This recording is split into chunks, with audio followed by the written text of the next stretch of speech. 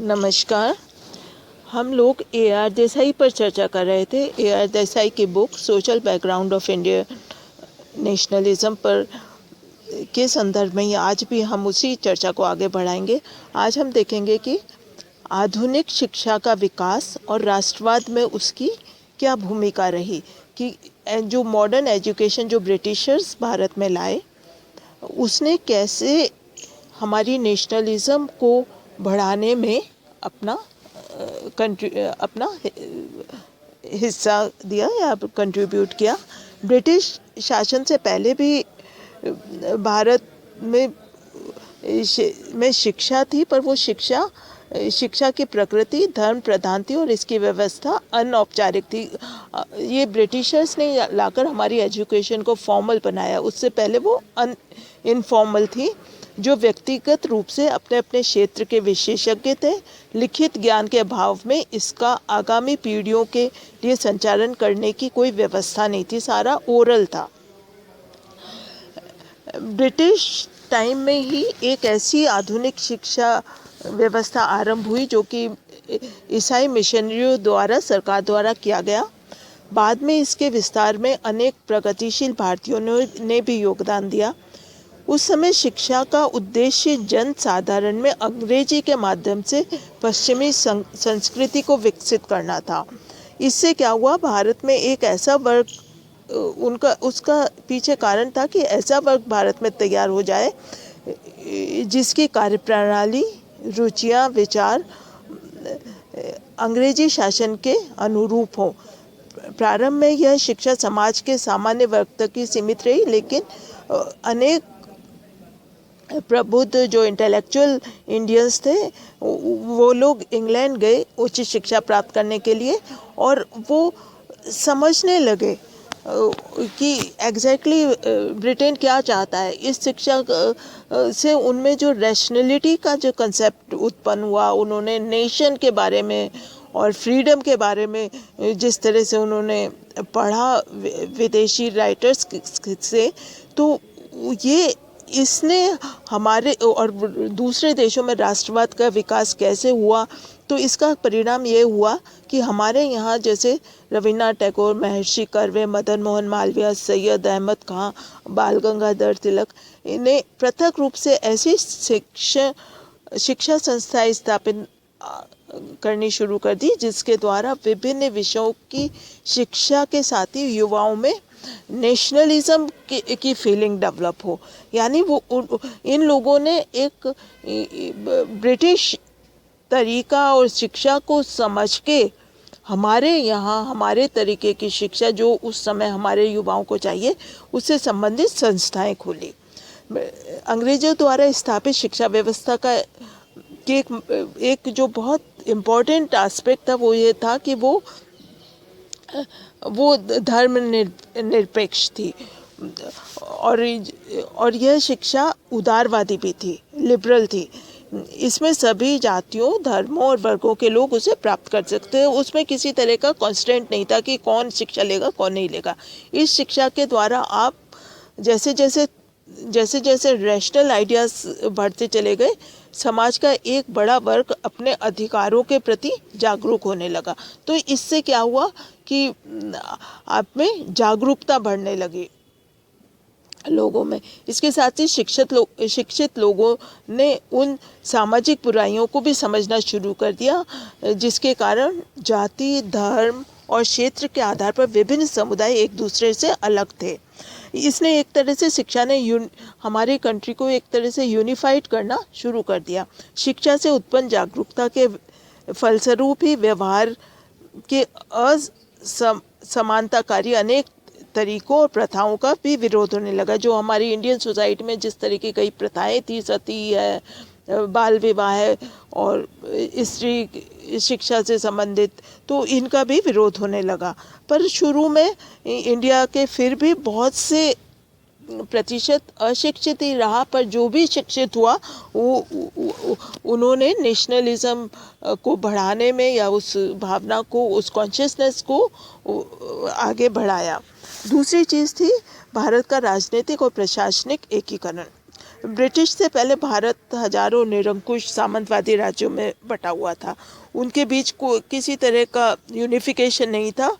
पूरे देश को एक सूत्र में बांधा नहीं जा सकता था कि दिस इज़ इंडिया, एक कंट्री के रूप में। तो ब्रिटिश शासन ने पहली बार भारत के राजनीतिक और प्रशासनिक एकीकरण की प्रक्रिया आरंभ की, इसके अंतर्गत वैधानिक एकीकरण, प्रशासनिक एकीकरण और मौद्रिक व्यवस्था की पूरे कंट्री में एक आपकी करेंसी चले के एकीकरण के रूप में हम देख सकते हैं। वैधानिक एकीकरण में के अंतर्गत पहली बार पूरे देश में एक समान कानून व्यवस्था ब्रिटिशर्स ने लागू की। यह कानून देश के सभी निवासियों पर समान रूप से लागू किए गए तथा इनके द्वारा व्यवहार के धार्मिक नियमों को कोई महत्व नहीं दिया गया। यह कानून नगरीय और ग्रामीण क्षेत्रों में भी समान रूप से लागू किए गए। कानून की दृष्टि से धार्मिक और जातिगत विभेदों पर भी कोई मान्यता नहीं दी गई। ये जो यूनिफॉर्म सिविल कोड और इस तरह की जो चीज़ें हैं, कंसेप्ट, ये वहीं से आया, उसी समय का आया हुआ है। दूसरा था प्रशासनिक एकीकरण। राष्ट्रीय, प्रांतीय और क्षेत्रीय स्तर की विभिन्न सेवाएं इस तरह प्रारंभ की गई जिसमें एक स्पष्ट अधिकारी तंत्र यानी ब्यूरोक्रेसी के सभी क्षेत्रों और समुदायों के जीवन पर प्रभावी नियंत्रण रखा जा सके। आप देखिए उसी टाइम से जैसे आईसीएस सर्विसेज शुरू की गई, जैसे आप आजकल इंडियन सिविल सर्विसेज बोलते हैं, ये ब्रिटिशर्स की ही देन थी। ये उसी का पार्ट है कि किस तरह से प्रशासनिक एकीकरण ब्रिटिशर्स ने किया। परंपरागत गांव पंचायतों को भी नई प्रशासनिक व्यवस्था के अधीन कर दिया गया। इस प्रशासनिक एकीकरण का उद्देश्य पूंजीवादी अर्थव्यवस्था को प्रभावपूर्ण बनाना था। दूसरा, नई भूमि व्यवस्था को लागू करना था। यानी ब्रिटिशर्स के ये जो रिफॉर्म्स थे, एडमिनिस्ट्रेटिव रिफॉर्म्स, वो एक तो उनकी पूंजीवादी व्यवस्था को प्रभावित करना और जो उन्होंने नए लैंड रिफॉर्म्स लाए थे उनको लागू करना था। ब्रिटिश शासन का विरोध करने वाले लोगों पर और भी निगाह रखना था और राजनीतिक प्रशासनिक दृष्टिकोण से देश में एक विकसित मौद्रिक व्यवस्था भी लागू की गई, जिससे कि अब मॉनेटरी सिस्टम हो गया। इससे क्या हुआ कि वस्तु विनिमय की जगह आपकी एक सेंट्रलाइज आपकी मॉनेटरी सिस्टम, जैसे रुपया पैसा आना, ये सब शुरू हो गया उस समय से ही, और इसी के आधार पर व्यापार को भी प्रोत्साहन दिया जाने लगा। अगली जो इम्पोर्टेंट चीज़ देसाई ने बताई वो थी rise of new social classes. परंपरागत रूप से भारत समाज दूसरे समाजों से भिन्न है, जिसमें हम जाति प्रमुख रूप से है, लेकिन ब्रिटिश प्रशासन के द्वारा क्या हुआ कि जो पूंजीवादी अर्थव्यवस्था का जैसे जैसे प्रभाव बढ़ा तो उसी से क्लास सिस्टम भी भारत में नए रूप से विकसित होने लगा। नए वर्गों के निर्माण की प्रक्रिया नगरों से आरंभ हुई, धीरे धीरे यह ग्रामीण क्षेत्रों में भी क्लियर होने लगी। ग्रामीण क्षेत्रों में जो नए वर्ग सामने आए उन्हें देसाई ने इस 6 भागों में बांटा है। पहला तो उन्होंने कहा ब्रिटिश सरकार द्वारा बनाया गया जमींदारों का वर्ग था। दूसरा, मध्यस्थ जमींदारों का वर्ग था जो कुछ कमीशन लेकर बड़े बड़े जमींदारों के लिए किसानों से लगान वसूल करने लगा। तीसरा था जमींदारों को लगान देने वाले किसानों का वर्ग। चौथा था अपनी भूमि पर स्वयं खेती करने वाले किसानों का वर्ग। पांचवा था भूमिहीन श्रमिकों का वर्ग और छठा था ब्याज पर ऋण देने वाले महाजनों का वर्ग। इसी तरह से ए.आर. देसाई ने अर्बन एरियाज में भी क्लास स्ट्रक्चर को 5 भागों में विभाजित किया, जिसमें था पूंजीपति, औद्योगिक, व्यापारी और वित्तीय वर्ग। दूसरा था विभिन्न उद्योग, खानों तथा परिवहन में काम करने वाले श्रमिकों का वर्ग। तीसरा, पूंजीवादी व्यवस्था से संबंधित छोटे व्यापारियों और दुकानदारों का वर्ग। और चौथा था व्यावसायिक लोग जैसे डॉक्टर, प्रबंधक, मैनेजर्स, वकील, शिक्षक, पत्रकार और औद्योगिक जो सर्विस क्लास जो आ जाता है, औद्योगिक क्षेत्र में विशेषज्ञ लोगों का वर्ग। पांचवा था कार्यालयों में काम करने वाले शिक्षित कार्मिक वर्ग, जो कि क्लरिकल स्टाफ जिसे आप कह लेते हैं, तो ये वाला वर्ग आ गया पांचवा।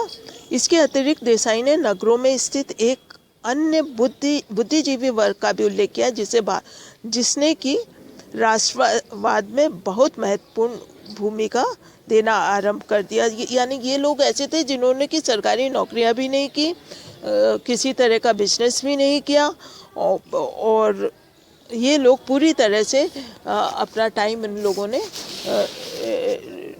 राष्ट्रवाद को दिया।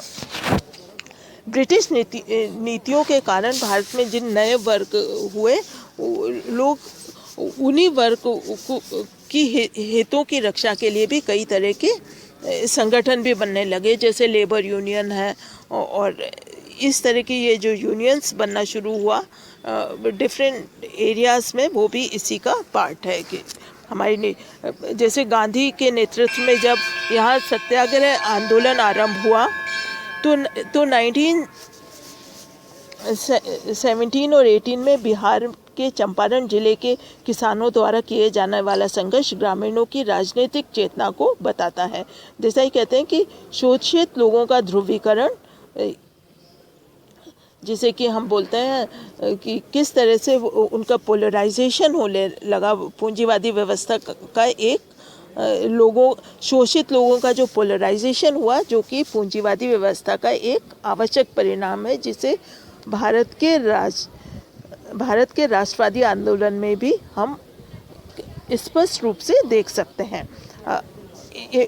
दूसरा जो इम्पोर्टेंट एस्पेक्ट है नेशनलिज्म को डेवलप करने में, वो है प्रेस की भूमिका।